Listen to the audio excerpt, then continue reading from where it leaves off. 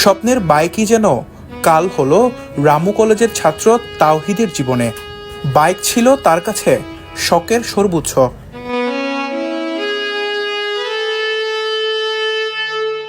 আর এই বাইকই ডেকে আনলো তার মৃত্যু। মঙ্গলবার বিকেল 5টার কিছু পর মোটরসাইকেল যুগে কক্সবাজারে আসার পথে জোয়ারিয়ানালা এলাকায় বিপরীত দিক থেকে আসা সিএনজির মুখোমুখি সংঘর্ষে হাতে এবং মাথায় গুরুতর আঘাত লেগে মারা যায় রামু সরকারি কলেজের এইচএসসি প্রথম বর্ষের শিক্ষার্থী মোহাম্মদ তাওহিদ বাবুর। উনি চালে আসতেছে আর আমার পাশে একটা বাস, মানে ডান পাশে একটা বাস, তো মাঝখানে সিএনজি। তো যেটা আমার পাম্প সাইডের বাসটাও সিএনজি কে চাপাই দিছে।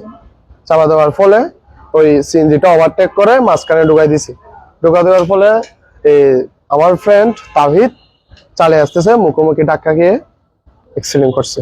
সিএনজির সাথে সংঘর্ষ হয়েছে, মানে সিএনজি দিক থেকে আসতেছে আর ওই দিক থেকে গেছে, আর সিএনজির সাথে সংঘর্ষ হয়ে বাসের সাথে নাকি ধাক্কা গেছে। তো পরে ওইখান থেকে হসপিটালে নিয়ে গেছিলাম।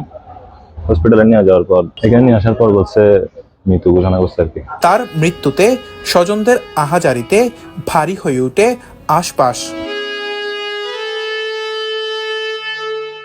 নিহত তাওহিদ বাবুর পিতা লুৎফুর রহমান একজন প্রবাসী।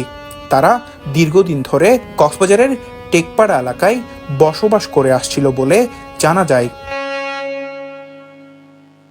সানজিদুল আলম সজীব, টিটিএন।